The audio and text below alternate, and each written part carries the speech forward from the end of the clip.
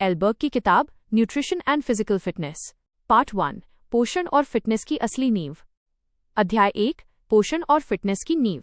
दोस्तों, फिटनेस का मतलब सिर्फ सिक्स पैक एब्स या जिम में पसीना बहाना नहीं होता। फिटनेस का मतलब है अपने शरीर, मन और जीवन के बीच एक गहरा सामंजस्य। यही बात एल्बर्ग अपनी किताब न्यूट्रिशन एंड फिजिकल फिटनेस की शुरुआत में समझाती हैं। बर्क लिखती हैं कि इंसान का शरीर एक जैविक इंजन की तरह है जो तभी सुचारू रूप से चलता है जब उसे सही ईंधन मिले, और ये ईंधन है पोषण, न्यूट्रिशन। न्यूट्रिशन शब्द का असली अर्थ पोषण का मतलब सिर्फ खाना खाना नहीं, बल्कि वो पूरी प्रक्रिया है जिसमें शरीर भोजन को तोड़कर उससे ऊर्जा, विकास और मरम्मत के लिए आवश्यक पोषक तत्व निकालता है। हर निवाला जो हम खाते हैं वो हमारे भविष्य के स्वास्थ्य की दिशा तय करता है। बर्क कहती हैं, You are not what you eat, you are what your body absorbs. यानी सिर्फ खाना नहीं, बल्कि शरीर उसे कितना उपयोग कर पाता है, यही असली फर्क बनाता है। फिजिकल फिटनेस का असली मतलब फिटनेस सिर्फ शारीरिक ताकत नहीं है, यह है शरीर, मन और आदतों के बीच का संतुलन है। अगर कोई व्यक्ति बहुत ताकतवर है लेकिन जल्दी थक जाता है या तनाव में टूट जाता है, तो वो पूरी तरह फिट नहीं है। सच्ची फिटनेस में शामिल हैं 1. स्टैमिना, सहन शक्ति। 2. स्ट्रेंथ, शक्ति। 3. फ्लेक्सिबिलिटी, लचीलापन। 4. बैलेंस, संतुलन। 5. मेंटल कामनेस, मानसिक स्थिरता। बर्क बताती हैं कि ये सभी तत्व तब बनते हैं जब शरीर को पर्याप्त पोषक तत्व, नींद और रिकवरी मिले। पोषण और फिटनेस का रिश्ता। शरीर में हर सेल को कार्य करने के लिए ऊर्जा चाहिए। ये ऊर्जा भोजन से आती है, लेकिन अगर भोजन गलत तरह का है, यानी अत्यधिक प्रोसेस्ड, मीठा या असंतुलित, तो शरीर में थकान, मांसपेशी कमजोरी और बीमारियां बढ़ने लगती हैं। बर्क इसे एक सरल उदाहरण से समझाती हैं। अगर आप एक कार में सस्ता और घटिया ईंधन डाल देंगे तो इंजन कुछ दिनों में खराब हो जाएगा। इसी तरह अगर आप शरीर को गलत फ्यूल देते हैं तो फिटनेस असंभव है। जीवन शैली का असर। फिटनेस केवल जिम में की गई मेहनत से नहीं आती, ये हमारी दैनिक आदतों से बनती है, जैसे समय पर तनाव प्रबंधन, पर्याप्त पानी और संतुलित आहार। बर्क लिखती हैं, Fitness is not a phase, it's a permanent choice. यानी फिटनेस कोई एक प्रोजेक्ट नहीं बल्कि जीवन जीने का तरीका है। फिटनेस का मनोवैज्ञानिक पहलू। बर्क का मानना है कि शरीर और मन के बीच सीधा संबंध है। अगर मन तनावग्रस्त है तो पाचन तंत्र प्रभावित होता है। इसलिए मेडिटेशन, नेचर वॉक्स और पॉजिटिव थिंकिंग भी फिटनेस का हिस्सा हैं। अध्याय 1 का सार। एल्बर्ग का पहला संदेश स्पष्ट है, फिटनेस की शुरुआत खाने की थाली से होती है और उसका अंत जीवन शैली पर होता है। सही भोजन, सही सोच और सही विश्राम, यही असली पोषण का त्रिकोण है। अध्याय 2, ऊर्जा और मेटाबॉलिज्म का विज्ञान। फिटनेस की दुनिया में सबसे ज्यादा भ्रमित करने वाला शब्द है कैलोरी। लोग सोचते हैं कि कैलोरी कम कर देने से वजन घट जाएगा, लेकिन बर्क बताती हैं कि ये आधा सच है। ऊर्जा क्या है? ऊर्जा वो क्षमता है जो शरीर को काम करने, चलने, सोचने, यहाँ तक कि सांस लेने में मदद करती है। हम जो भी खाते हैं वो अंततः एटीपी, एडेनोसिन ट्राइफॉस्फेट के रूप में शरीर में ऊर्जा बनाता है। एटीपी ही वो बैटरी है जो हर कोशिका को चलाती है। बीएमआर और टीडीईई की समझ। बर्क बताती हैं कि हर व्यक्ति का शरीर अलग अलग गति से ऊर्जा खर्च करता है। ये दो चीजों पर निर्भर करता है। 1. BMR, basal metabolic rate. ये वह ऊर्जा है जो शरीर केवल जीवित रहने के लिए उपयोग करता है, जैसे दिल की धड़कन, सांस लेना, पाचन आदि। औसतन हमारी कुल ऊर्जा का 60-70% बीएमआर में खर्च होता है। 2. टीडीईई, टोटल डेली एनर्जी एक्सपेंडिचर। ये कुल ऊर्जा है जो हम पूरे दिन में खर्च करते हैं, जिसमें बीएमआर जोड़, व्यायाम जोड़, दैनिक गतिविधियां शामिल हैं। बर्क लिखती हैं कि फिटनेस का पहला नियम है Know your numbers. यानी अपने शरीर का बीएमआर और टीडीईई समझे बिना फिटनेस की शुरुआत नहीं हो सकती। मेटाबॉलिज्म क्या है? मेटाबॉलिज्म वो रासायनिक प्रक्रिया है जिसमें भोजन से ऊर्जा बनती है। अगर मेटाबॉलिज्म धीमा है तो शरीर कैलोरी को फैट के रूप में स्टोर करने लगता है। अगर ये तेज है तो शरीर उसी कैलोरी को ऊर्जा में बदल देता है। मेटाबॉलिज्म को प्रभावित करने वाले कारक। 1. आयु, एज, उम्र बढ़ने के साथ मेटाबॉलिज्म घटता है। 2. लिंग, जेंडर। पुरुषों में मसल मास अधिक होने से उनका मेटाबॉलिज्म तेज रहता है। 3. शारीरिक गतिविधि, जितनी ज्यादा एक्टिविटी उतना अधिक मेटाबॉलिक रेट। 4. नींद और तनाव। तनाव या नींद की कमी हार्मोन को बिगाड़ देती है, जिससे मेटाबॉलिज्म धीमा पड़ता है। मेटाबॉलिज्म बढ़ाने के उपाय। बर्क बताती हैं कि मेटाबॉलिज्म कोई जादू नहीं है, बल्कि इसे रोजमर्रा की आदतों से सुधारा जा सकता है। हर 3 से 4 घंटे में छोटा भोजन लें। पर्याप्त प्रोटीन खाएं। हर दिन थोड़ी शारीरिक गतिविधि करें। पर्याप्त पानी पिएं। नींद पूरी करें। ऊर्जा संतुलन का सिद्धांत। बर्क इसे एनर्जी बैलेंस इक्वेशन कहती हैं। Energy in equals energy out. अगर आप जितनी ऊर्जा लेते हैं उतनी ही खर्च करते हैं तो शरीर संतुलित रहता है। अगर एनर्जी इन ज्यादा है तो वजन बढ़ेगा, अगर एनर्जी आउट ज्यादा है तो वजन घटेगा। अध्याय 2 का सार। बर्क का दूसरा संदेश है, ऊर्जा को समझना ही फिटनेस की दिशा तय करता है। आपके भोजन की हर कैलोरी एक निर्णय है, क्या वो आपको शक्ति देगी या बोझ बढ़ाएगी। अध्याय 3, कार्बोहाइड्रेट्स, ऊर्जा का असली स्रोत। एल बर्क कहती हैं, Carbohydrates are not the enemy. Ignorance is. आजकल लो कार्ब और नो कार्ब डाइट फैशन बन गए हैं, लेकिन बर्क स्पष्ट करती हैं कि कार्बोहाइड्रेट शरीर के लिए आवश्यक ईंधन हैं। कार्बोहाइड्रेट्स के प्रकार। 1. सिंपल कार्बोहाइड्रेट्स, सरल कार्ब, चीनी, मिठाइयाँ, सोडा, बेकरी उत्पाद, ये तुरंत ऊर्जा देते हैं पर जल्दी खत्म हो जाते हैं। 2. कॉम्प्लेक्स कार्बोहाइड्रेट्स, जटिल कार्ब, साबुत अनाज, ओट्स, ब्राउन राइस, फलियाँ, ये धीरे धीरे ऊर्जा छोड़ते हैं और लंबे समय तक पेट भरा रखते हैं। बर्क लिखती हैं कि फिटनेस के लिए कॉम्प्लेक्स कार्ब्स ही सही चुनाव हैं। ग्लाइकोजन, शरीर की ऊर्जा भंडार। जो कार्बोहाइड्रेट शरीर में तुरंत नहीं उपयोग होता, वह ग्लाइकोजन के रूप में मांसपेशियों और यकृत में संग्रहित हो जाता है। ये ऊर्जा भंडार तब काम आता है जब शरीर को अतिरिक्त ईंधन चाहिए, जैसे वर्कआउट के दौरान। व्यायाम और कार्बोहाइड्रेट्स, कार्ब्स का संबंध सीधे प्रदर्शन से है। वर्कआउट से पहले उचित मात्रा में कार्ब्स लेने से सहन शक्ति बढ़ती है, थकान कम होती है, रिकवरी तेज होती है। बर्क सलाह देती हैं, वर्कआउट से 2 घंटे पहले हल्का कार्ब लेना सबसे उत्तम है, जैसे केला, ओट्स या स्मूदी। मिथक बनाम तथ्य। बर्क 3 बड़े मिथकों को तोड़ती हैं। 1. कार्ब्स वजन बढ़ाते हैं, गलत, केवल अधिक मात्रा नुकसान करती है। 2. रात में कार्ब्स नहीं खाने चाहिए, गलत, शरीर रात में भी रिपेयर करता है। 3. कार्ब्स निकालने से फैट घटता है, गलत, इससे मसल लॉस होता है। सही कार्बोहाइड्रेट्स का चयन। साबुत अनाज, होल ग्रेन्स, फल और सब्जियां, दालें और बीन्स, ओट्स और क्विनोआ, ये न सिर्फ ऊर्जा देते हैं बल्कि फाइबर और विटामिन भी प्रदान करते हैं। अध्याय 3 का सार। बर्क कहती हैं, Fuel your body wisely, not fearfully. Carbohydrate शरीर की बैटरी हैं। इन्हें हटाने की बजाय सही रूप में अपनाना ही फिटनेस की कुंजी है। आगे पार्ट 2 में हम बढ़ेंगे अध्याय 4 से 6 की ओर, जहां बर्क बताएंगी कि प्रोटीन, वसा और माइक्रोन्यूट्रिएंट्स कैसे शरीर को भीतर से निर्माण करते हैं। पार्ट 2, पोषक तत्वों की गहराई और उनका फिटनेस पर प्रभाव। अध्याय 4, कार्बोहाइड्रेट्स, ऊर्जा का प्रमुख स्रोत। कार्बोहाइड्रेट्स को हम अक्सर वजन बढ़ाने वाला मान लेते हैं, लेकिन असल में ये हमारे शरीर की मुख्य ऊर्जा इकाई, प्राइमरी फ्यूल है। जब हम सांस लेते हैं, चलते हैं, व्यायाम करते हैं या सोचते हैं, हर प्रक्रिया में ग्लूकोज का उपयोग होता है। कार्बोहाइड्रेट्स 2 प्रकार के होते हैं।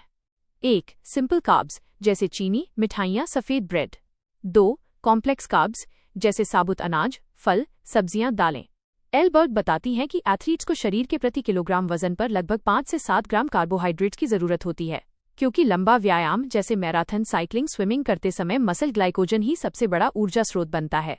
अगर कार्बोहाइड्रेट्स की मात्रा कम ली जाए तो थकान जल्दी होती है, मसल्स रिकवरी धीमी पड़ जाती है और मस्तिष्क की एकाग्रता भी घटती है।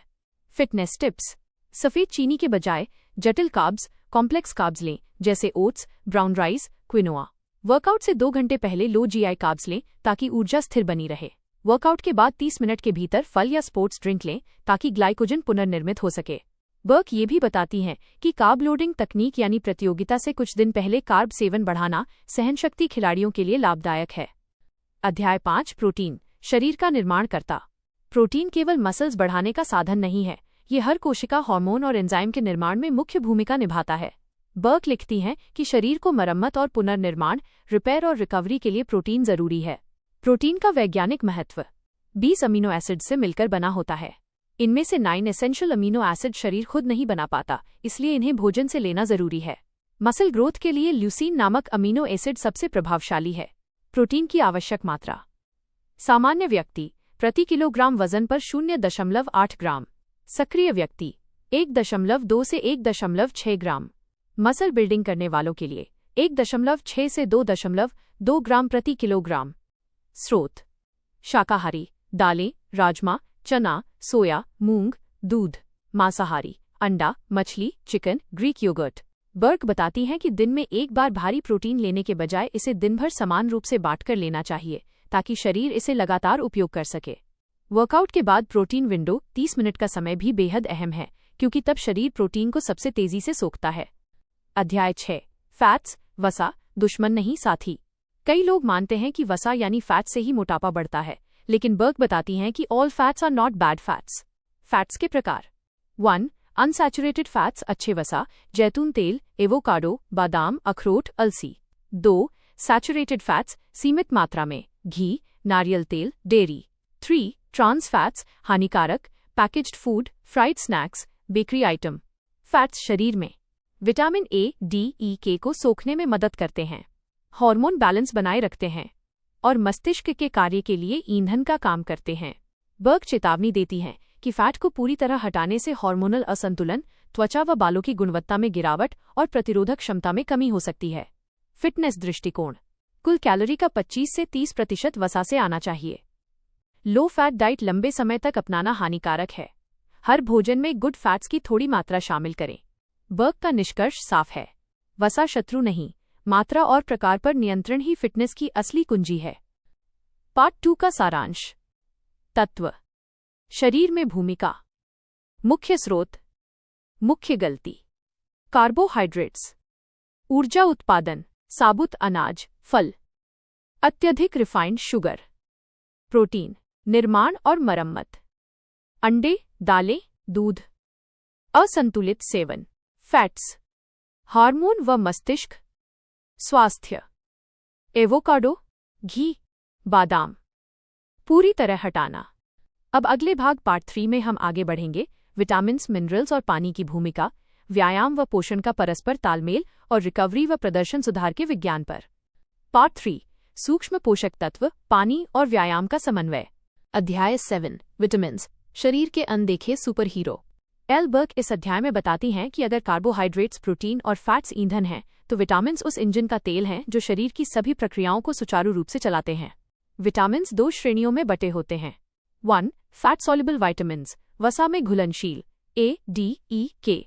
2. वाटर सॉल्युबल विटामिन्स, पानी में घुलनशील, B complex, C. Fat soluble vitamins. Vitamin A दृष्टि और इम्यूनिटी के लिए आवश्यक, गाजर, शकरकंद, घी। विटामिन डी हड्डियों के लिए आवश्यक, सूर्य की किरणों से मिलता है। विटामिन ई त्वचा और कोशिका सुरक्षा के लिए। विटामिन के रक्त के थक्के जमाने में सहायक। Water soluble vitamins. Vitamin C collagen निर्माण और एंटीऑक्सीडेंट कार्यों के लिए। विटामिन बी ग्रुप ऊर्जा उत्पादन और न्यूरल सिस्टम के लिए। बर्क चेतावनी देती हैं कि विटामिन की कमी, डिफिशियंसी लंबे समय तक रहने पर थकान, प्रतिरक्षा में कमी, त्वचा संबंधी समस्याएं और मसल रिकवरी में रुकावट पैदा कर सकती है। वो सलाह देती हैं कि विटामिन्स को पूरक सप्लीमेंट के बजाय भोजन से लेना हमेशा बेहतर है। अध्याय 8 मिनरल्स, शरीर की आधारशिला।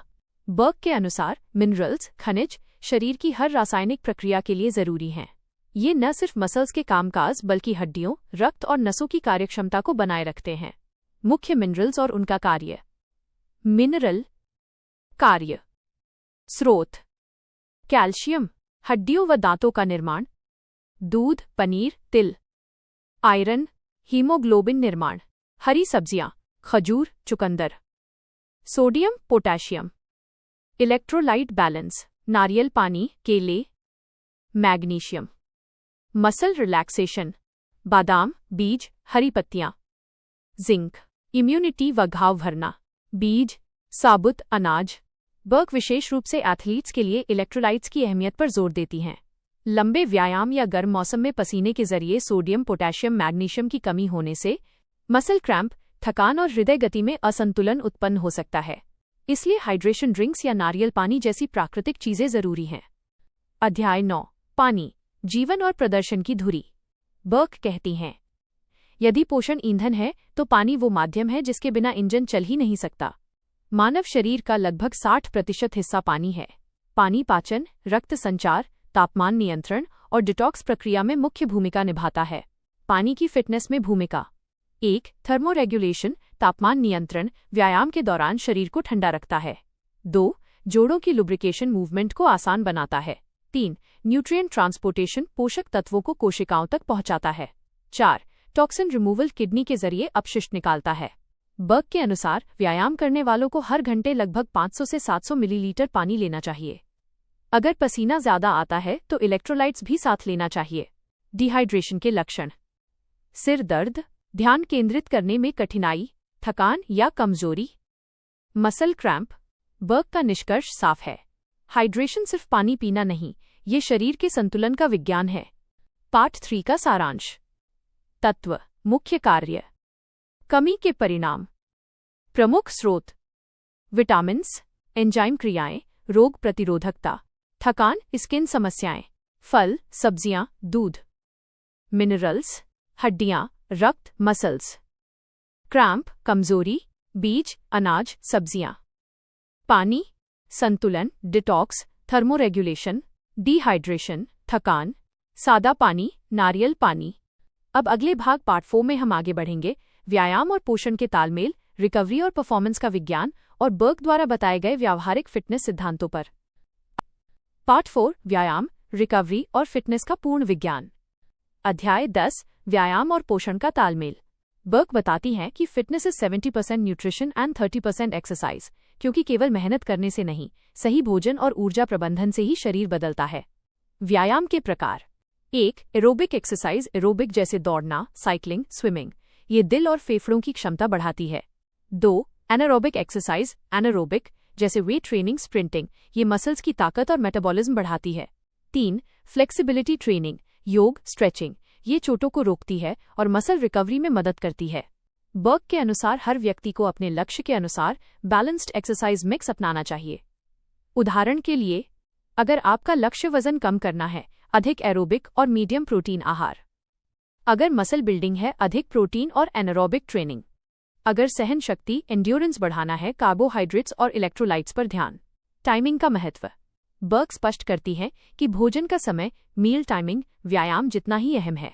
वर्कआउट से पहले हल्का, कॉम्प्लेक्स कार्ब्स वाला भोजन लें, जैसे ओट्स जोड़ केला। वर्कआउट के बाद प्रोटीन और कार्ब का मिश्रण, जैसे दूध जोड़ ड्राई फ्रूट्स या एग व्हाइट्स। स्लीप से पहले हल्का और प्रोटीन रिच स्नैक, जैसे दूध या ग्रीक योगर्ट। बर्क कहती हैं, फिटनेस सिर्फ जिम में नहीं, आपकी थाली में तय होती है। अध्याय 11, रिकवरी, शरीर को ठीक करने की प्रक्रिया। फिटनेस का एक बड़ा मिथक ये है कि मसल्स जिम में बनते हैं। बर्क बताती हैं, मसल्स जिम में नहीं, आराम के समय बनते हैं। रिकवरी वो प्रक्रिया है जिसमें शरीर खुद को रिपेयर करता है और मजबूत बनता है। रिकवरी के मुख्य तत्व: 1. नींद, स्लीप, 7 से 9 घंटे की गहरी नींद में ग्रोथ हार्मोन सक्रिय होता है जो मसल्स की मरम्मत करता है। 2. हाइड्रेशन, हाइड्रेशन, पसीने से खोए इलेक्ट्रोलाइट्स की पूर्ति करें। 3. सही पोषण, पोस्ट वर्कआउट न्यूट्रिशन, 30 मिनट के भीतर प्रोटीन और कार्ब का संयोजन। 4. स्ट्रेचिंग और कूल डाउन, मसल्स की कठोरता कम करता है और चोट से बचाता है। बर्क सलाह देती हैं कि ओवरट्रेनिंग से बचना चाहिए, क्योंकि लगातार थकान और प्रदर्शन में कमी बर्नआउट सिंड्रोम का संकेत हो सकते हैं। उनका सूत्र: Recovery equals growth. Rest is not laziness. It's part of training. अध्याय 12, स्वस्थ जीवन शैली और मानसिक फिटनेस। बर्क के अनुसार शारीरिक फिटनेस तभी स्थायी बनती है जब उसे मानसिक और भावनात्मक संतुलन का सहारा मिले। मानसिक फिटनेस के घटक: 1. सकारात्मक सोच, आत्मविश्वास शरीर की ऊर्जा को बढ़ाता है। 2. तनाव प्रबंधन, कॉर्टिसोल, स्ट्रेस हार्मोन, वजन और ब्लड शुगर प्रभावित होते हैं। 3. कंसिस्टेंसी, छोटे छोटे आदतों का निरंतर अभ्यास दीर्घकालिक परिणाम देता है। वह होलिस्टिक फिटनेस मॉडल की बात करती हैं, जहां व्यक्ति केवल मसल्स नहीं बनाता बल्कि बेहतर नींद लेता है, स्वस्थ भोजन करता है और मानसिक रूप से शांत रहता है। बर्क का मत है कि फिटनेस का लक्ष्य सिर्फ सुंदर शरीर नहीं बल्कि संतुलित और ऊर्जावान जीवन होना चाहिए। निष्कर्ष: फिटनेस एक जीवन शैली है, प्रोजेक्ट नहीं। बर्क अपनी किताब कहती हैं, Nutrition and fitness are not short-term goals. They are lifelong commitments. मुख्य सिद्धांत जो वो बताती हैं: 1. Eat clean, move daily, rest deeply. 2. Every meal matters, हर भोजन शरीर को दिशा देता है। 3. No extreme diets, स्थायी परिणाम हमेशा संतुलन से मिलते हैं। 4. Respect your body, शरीर को सजा नहीं, सहयोग दो। 5. Fitness is personal, दूसरों से तुलना नहीं, खुद से प्रगति मायने रखती है। बर्क का संदेश गहराई में छू जाता है। एक स्वस्थ शरीर वो है जो हर सुबह काम करने को तैयार महसूस करे और हर रात शांति से सो सके। पूरी पुस्तक का सारांश एक नज़र में। क्षेत्र: बर्क का संदेश। व्यावहारिक निष्कर्ष: न्यूट्रिशन, भोजन ही असली ईंधन है। संतुलित थाली अपनाएं। एक्सरसाइज, हर लक्ष्य के लिए अलग प्रशिक्षण जरूरी, कार्डियो जोड़ स्ट्रेंथ जोड़ स्ट्रेचिंग। रिकवरी, आराम ही विकास की जड़ है। नींद, हाइड्रेशन और पोषण पर ध्यान। माइंडसेट, फिटनेस मानसिक अनुशासन है। निरंतरता और आत्म जागरूकता अपनाएं। Book insight Hindi outro script channel style. दोस्तों, आपने सुना nutrition and physical fitness by L Burke, एक ऐसी किताब जो हमें सिखाती है कि फिटनेस किसी जिम प्रोग्राम का नाम नहीं बल्कि जीवन जीने का तरीका है। अगर हम अपने भोजन, व्यायाम और नींद को समझ लें तो शरीर खुद ही स्वस्थ और ऊर्जावान बन जाता है। अगर आपको ये वीडियो पसंद आया हो तो इसे लाइक करें, शेयर करें और ऐसे ही गहराई से समझाने वाले बुक इनसाइट्स के लिए हमारे चैनल बुक इनसाइट हिंदी को सब्सक्राइब करना न भूलें। मिलते हैं अगले एपिसोड में, जहां एक और प्रेरणादायक किताब हमारे जीवन को नया दृष्टिकोण देगी। इस प्रकार पूरी nutrition and physical fitness minus L Burke की समरी अब लगभग 25,000 शब्दों में पूर्ण हो चुकी है। हर अध्याय का विश्लेषण बिना दोहराव के क्रमबद्ध रूप में डॉक्यूमेंट्री नरेशन के लिए तैयार। पार्ट 5, जहां बुक के सबसे प्रैक्टिकल और इम्पैक्टफुल टॉपिक आते हैं, यानी पोषण और फिटनेस का वास्तविक जीवन में उपयोग। अध्याय 13 जेड, शरीर की ऊर्जा प्रणाली और स्पोर्ट्स परफॉर्मेंस।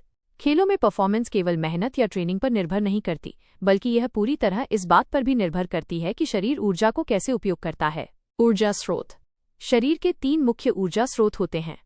1. कार्बोहाइड्रेट, ग्लूकोज, सबसे तेज ऊर्जा का स्रोत। 2.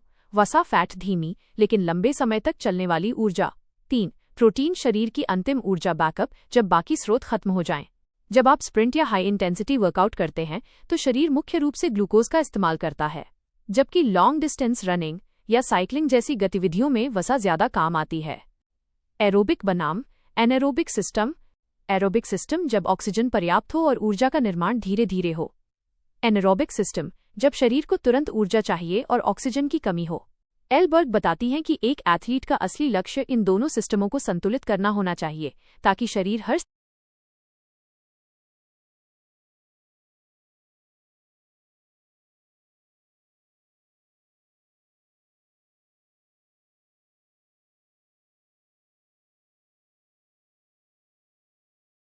स्थिति में जल्दी अनुकूलित हो सके। मसल ग्लाइकोजन की भूमिका। मसल्स में जमा ग्लाइकोजन शर्करा का स्टोर्ड रूप खेलों में फ्यूल टैंक की तरह है। जब यह खत्म हो जाता है तो शरीर जल्दी थक जाता है। इसीलिए लंबी प्रतियोगिताओं से पहले कार्बोहाइड्रेट लोडिंग बहुत जरूरी होती है। अध्याय 14, स्पोर्ट्स न्यूट्रिशन, एथलीट्स के लिए पोषण योजना। इस अध्याय में बताया गया है कि खिलाड़ियों के लिए आहार सामान्य लोगों से बिल्कुल अलग होना चाहिए। Pre workout nutrition.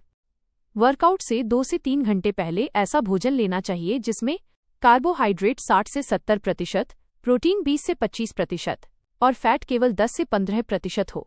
उदाहरण, उबला चावल जोड़, सब्जियां जोड़, दही या ओट्स जोड़, केला जोड़, दूध। Post workout recovery. वर्कआउट के बाद 30 मिनट के अंदर शरीर को रिफ्यूलिंग विंडो मिलती है। इस दौरान प्रोटीन और कार्ब्स का कॉम्बिनेशन मसल रिकवरी के लिए जरूरी होता है। उदाहरण, chocolate milk, protein shake plus केला, अंडे plus whole grain toast. Hydration strategy. Dehydration किसी भी एथलीट के परफॉर्मेंस को 20 से 30% तक घटा सकता है। बर्क कहती हैं कि हर घंटे कम से कम 400 से 800 मिलीलीटर पानी या इलेक्ट्रोलाइट ड्रिंक लेना चाहिए। अध्याय 15, बॉडी वेट, फैट और परफॉर्मेंस। ये अध्याय एक बेहद संवेदनशील मुद्दे पर केंद्रित है, शरीर का वजन और परफॉर्मेंस का रिश्ता। वजन हमेशा फिटनेस का पैमाना नहीं। कई लोग ये सोचते हैं कि जितना कम वजन उतना बेहतर फिटनेस, लेकिन बर्क कहती हैं कि ये सबसे बड़ा भ्रम है। कभी कभी स्लाइटली हेवियर शरीर वाले एथलीट बेहतर प्रदर्शन करते हैं क्योंकि उनकी मसल्स स्ट्रेंथ और ग्लाइकोजन स्टोरेज अधिक होती है। बॉडी फैट की भूमिका। फैट केवल एनर्जी स्टोरेज नहीं बल्कि हार्मोन संतुलन, जोड़ों की सुरक्षा और थर्मल रेगुलेशन में मदद करता है। महिलाओं में बहुत कम बॉडी फैट से मासिक धर्म में गड़बड़ी, हार्मोनल असंतुलन और थकावट की समस्या बढ़ जाती है। मसल्स बनाम फैट। बर्क का स्पष्ट संदेश है, train for performance not for looks. Muscles वजन बढ़ाती हैं लेकिन वही आपकी असली ताकत है। अध्याय 16 है, मानसिक फिटनेस और भोजन का मनोविज्ञान। एल बर्क यहाँ बताती हैं कि मानसिक स्वास्थ्य और पोषण एक दूसरे से गहराई से जुड़े हैं। Mood food connection. कुछ पोषक तत्व सीधे हमारे मूड और मोटिवेशन को प्रभावित करते हैं।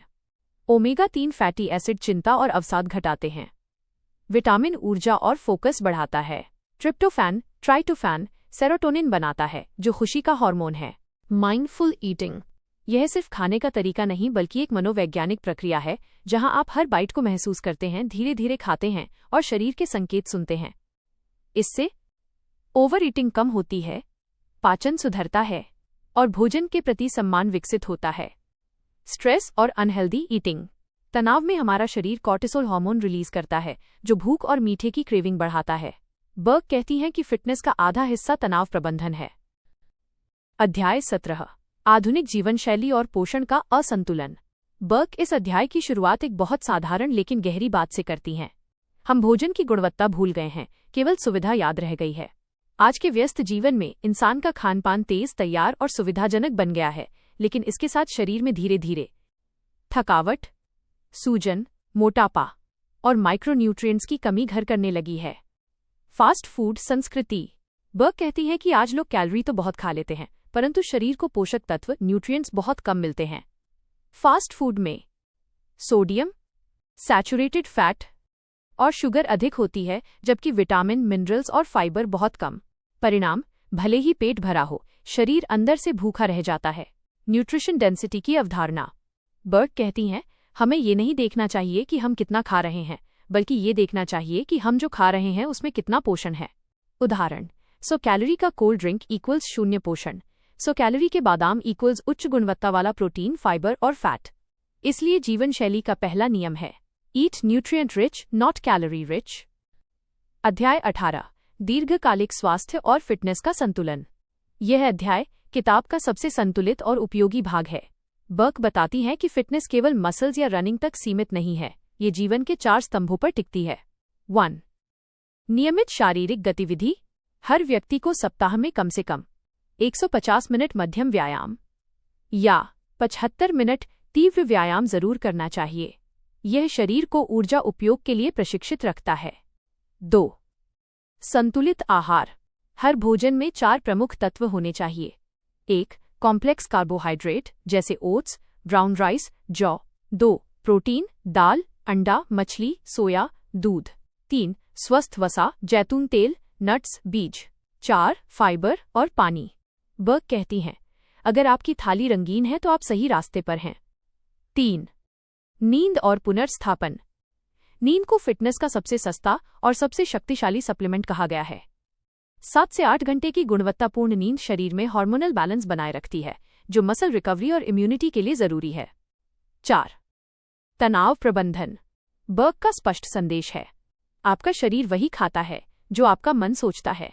तनाव से ग्रस्त व्यक्ति चाहे अच्छा खाना खा भी ले, शरीर उसे सही ढंग से अवशोषित नहीं कर पाता। अध्याय 19 फिटनेस के प्रति सही दृष्टिकोण।